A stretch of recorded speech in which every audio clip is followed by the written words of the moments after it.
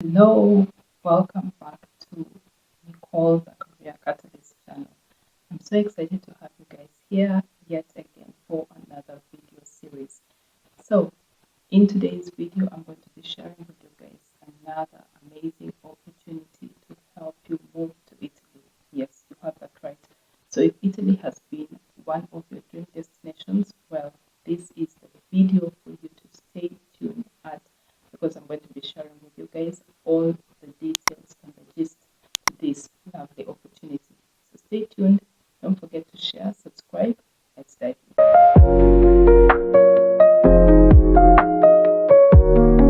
Are you a young leader with a desire to pursue your career in one of the best universities in Italy? Well, if you haven't heard about the EUI Leadership Program that's going to be happening in Italy, well, this might be just the opportunity for you.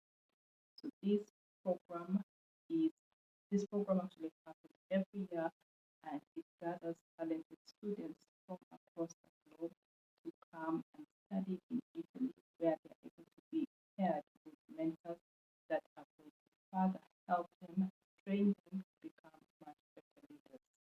So I'm going to walk you guys through the website for this amazing opportunity and show you what are the steps needed in order to help you apply for it. And as usual, in case if you have any challenges with applying, or maybe you need me to review your motivation letter, whatever the case it may be, then feel free to book that discovery call with me down in the description box below. And if you have any questions, leave them as well in the comments. So let's dive into the website, and I'm going to show you exactly how to apply for this opportunity. Welcome to the EUI website, European University Institute. So apologies, I know some of you might probably find a hard time listening to me in my other video. The sound kind of got messed up. It was affected in a way, but this is the main meat of the video. So if you can probably focus more here, because I'm going to be showing you what this opportunity is all about and how to apply for it, that would be great. So the program is called the Policy Leader Fellowship, which is under the Florence School of Transnational Governance. So the program start date is flexible, methodology is residential, and location is Palazzo Buontalenti. The application deadline for this program is 24th January 2025. So here is a little bit of information about the description. So the Policy Leader Fellowship is a residential program at the Florence School of Transnational Governance aimed for mid-career policy professionals from a range of policy fields like politics, civil service, media, non-government organizations, and others. This unique program is nested within one of the most renowned academic institutions in Europe and provides the fellows with an insider view into the EU policy-making processes. The program is particular in its aim to attract individuals with diverse hands-on experiences in policy making across the world and does not require academic training background. Okay, so I'm not going to read the entire whole thing, but the fellows spend 5 or 10 months at the STG developing policy recommendations and practical solutions for pressing issues of transnational relevance, inspired and informed by their work experience. In addition, the fellows attend professional skills trainings and can freely participate in the academic life and activities of the EUI to enhance their fellowship projects. So upon completion of the program, the fellows gain a global alumni network of policy professionals and have access to lifelong training opportunities. So they welcome applications from anywhere in the world, regardless of nationality. EU citizenship is not required. And also the beauty about it is that there's no age limit. So applicants are expected to demonstrate at least 10 years of relevant professional experience. For further selection criteria, please watch the selection procedure section. Okay, so this is the main information about it. So let's come here and look at the information for applicants.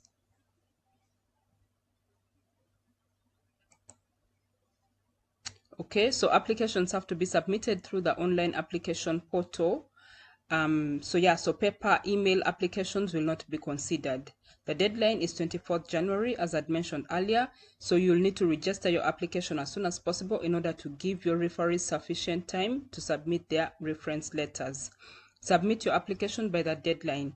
Once you have registered your application, you may continue to work on the application details and attachments until the deadline. After submission, it will not be possible to update or modify your application. So the requested documents, you'll need a CV, maximum 3 pages. That's what they're looking for. Short biography of yourself, maximum 250 words. This bio serves as a quick overview of the candidate's profile for the selection process and will also be used for communications purposes if the applicant is accepted for the fellowship. You'll need 2 reference letters, copy of highest educational certificate. So whether you have a bachelor's, a master's, whatever it is, a copy of that, letter of motivation, maximum 1,000 words, outlining the applicant's main reasons to apply for the fellowship, objectives to be pursued during the program, highlighting interest in specific transnational policy issues and future professional aspirations. And then you'll need to include a work plan. So maximum 2,500 words, which should include the project title, a short summary stroke abstract, main objectives, milestones, and the related activities to achieve the envisaged outputs. The activities should be allocated appropriately based on 5 or 10 months fellowship timeline. Okay, and then optional, you can include work samples. If relevant, you can include them to support your application and to further demonstrate your expertise in a given topic. Reference letters must be submitted online directly by the referees up to a week after the deadline. So this is the beauty about it. So even if you've missed, maybe the deadline has already passed, your referees will have a week to ensure that they submit their reference letters. So the reference letters will not be accepted after 31st Jan. So it's recommended to start this process as soon as possible by registering your application on the platform early. The process works as follows. So you insert the referees' names and contact details in the application form. An automatic email is sent to them asking them to upload a letter directly on the application platform. Preference should be given to non-academic referees and ideally individuals who know the applicant in a professional capacity. References from current, full-time, and part-time EU professors or staff members will not be accepted. It's the applicant's responsibility to contact them directly and make sure that they verify whatever information they have to put for you. So the reference letters will only be accepted in PDF format. Letters in a language other than English may be accepted, but English will guarantee the widest possible reading. Okay? Great.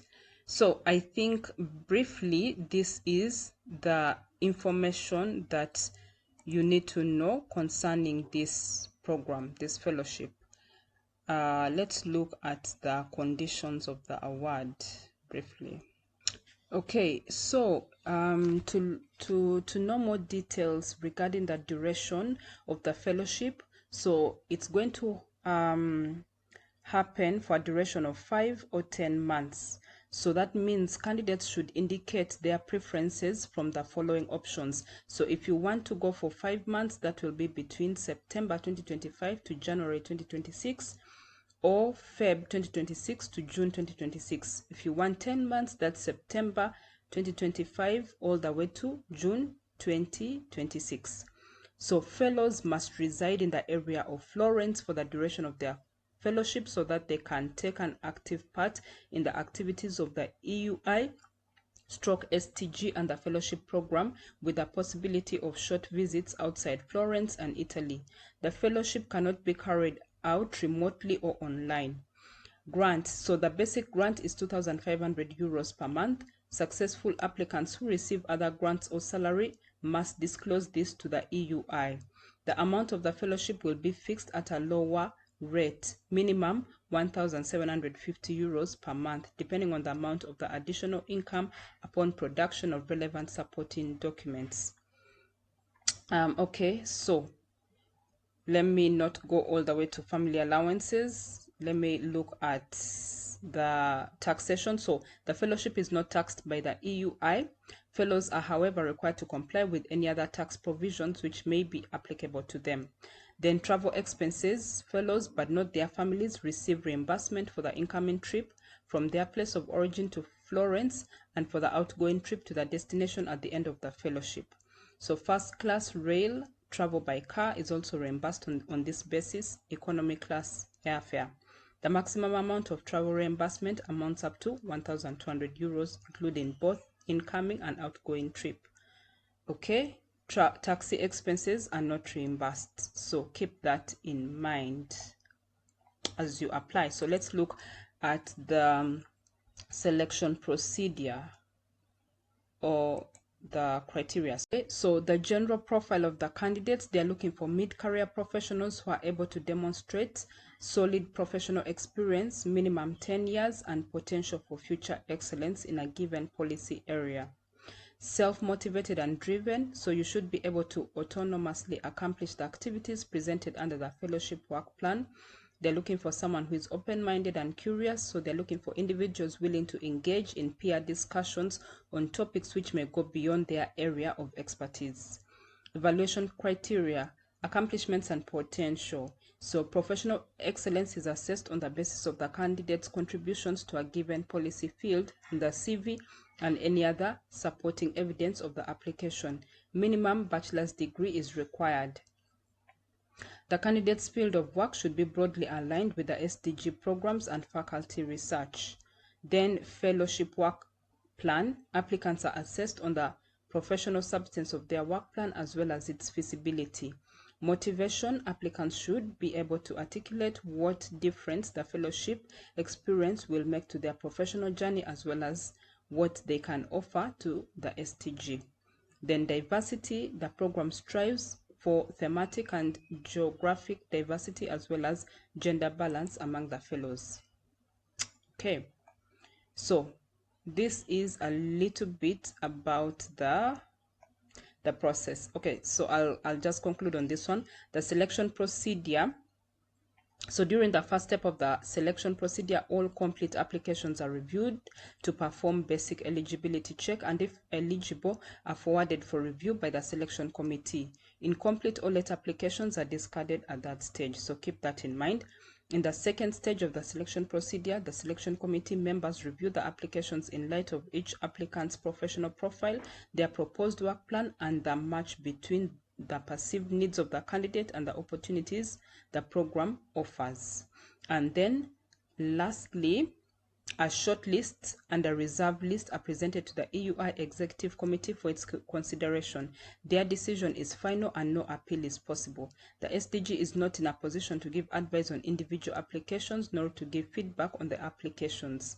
So applicants cannot contact the decision makers in this process. The final decision is communicated to the applicants within 4 months of the application deadline by the academic service of the EUI. Okay, so now that you have all that information, this is where you're going to come and click in order for you to apply. So as you've already read from the details, you'll need to create the application, and then once you do that, you can proceed to start working on your application. So keep in mind that the deadline for this program is 24th January 2025, and the deadline for references is 31st Jan. I wish you all the very best. Now that you have all the details of the information needed to apply for this amazing opportunity, I definitely encourage you to go ahead and apply for it. And also, if you have any opportunities that you want me to share about, feel free to leave them in the comments below. I'll definitely create videos of that. So that was it for the video, guys. I hope that you found it insightful and it's going to be able to help you. So I look forward to catching you in the next episode. As usual, don't